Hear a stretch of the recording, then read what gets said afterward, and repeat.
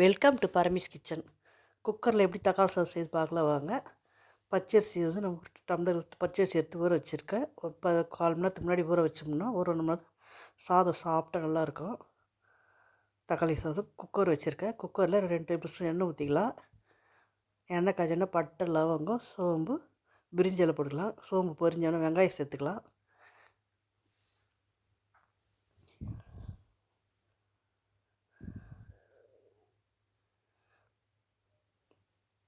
வெங்காயம் வதங்கின பிறகு கறிவேப்பிலை கொஞ்சம் சேர்த்துக்கலாம். பச்சை மிளகா 3 பச்சை மிளகா, 2 காஞ்ச மிளகா சேர்த்துக்கலாம். வெங்காயம் எல்லாம் நல்லா வதங்கின பிறகு இஞ்சி பூண்டு பேஸ்ட்டு 1 ஸ்பூன் சேர்த்துக்கலாம்.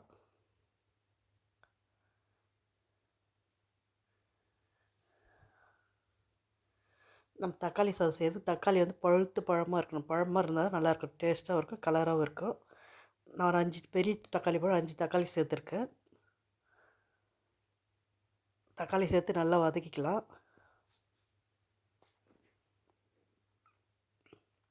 இதில் புதினா கொஞ்சம், கொத்தமல்லி கொஞ்சம் சேர்த்து நல்லா தக்காளி நல்லா குழைய வதக்கலாங்க.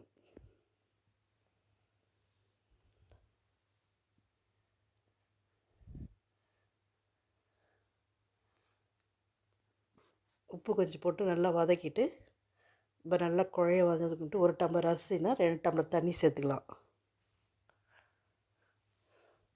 ரொம்ப குழைய சாதம் வேணும்னா 2 டம்ளர் சேர்க்கணும்.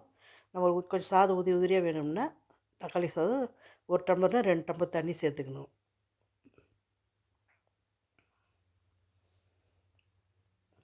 நல்லா வதங்கியாச்சு. இந்த டம்ளரில் 2 டம்ளர் தண்ணி சேர்த்துக்கணும்.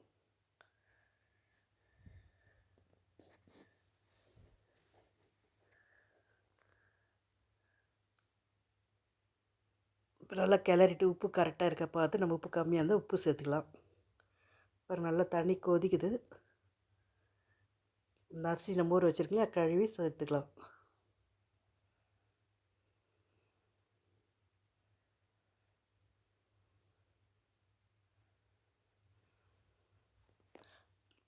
அரிசி சேர்த்துட்டு நல்லா கிளறிட்டு உப்பு நம்மளை கரெக்டாக இருக்க பார்த்து சேர்த்துன்னு குக்கர் மூடி போட்டு அவங்க குக்கருக்கு எத்தனை விசில் வந்தால் கரெக்டாக இருக்குமோ அது மாதிரி வச்சு நான் 2 விசில் விட்டோம்னா கரெக்டாக இருக்கும் என் குக்கருக்கு.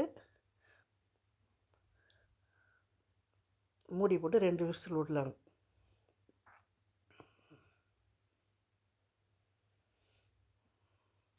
ரெண்டு விசில் வந்துச்சு. ஸ்டீம் இறங்கினோன்னே நல்லா குக்கர் போய் மூடி திறந்து நல்லா மிக்ஸ் பண்ணிக்கலாங்க.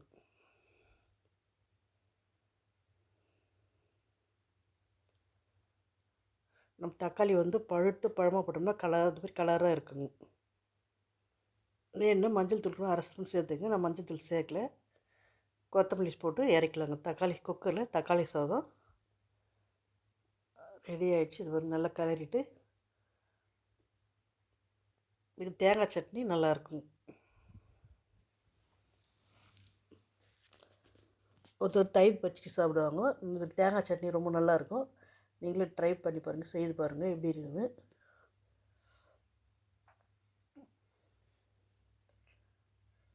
நல்லா உதிரியாக வந்துருக்கு பாருங்கள். நம்ம இன்னும் குழைய வேணும்னா இன்னும் 1/2 டம்ளர் தண்ணி எக்ஸ்ட்ரா சேர்த்தோம்னா கொஞ்சம் குழைய முடிஞ்ச மாதிரி வரும். 1 டம்ளர்னா 2 டம்ளர் தண்ணி வச்சோம் இந்த மாதிரி நல்லா உதிரியாக இருக்கும் சாதம். தக்காளி சாதம் குக்கரில் தக்காளி சாதம் ரெடி ஆகிடுச்சு. இந்த வீடியோ பிடிச்சா லைக் பண்ணுங்கள், ஷேர் பண்ணுங்கள், கமெண்ட் பண்ணுங்கள்.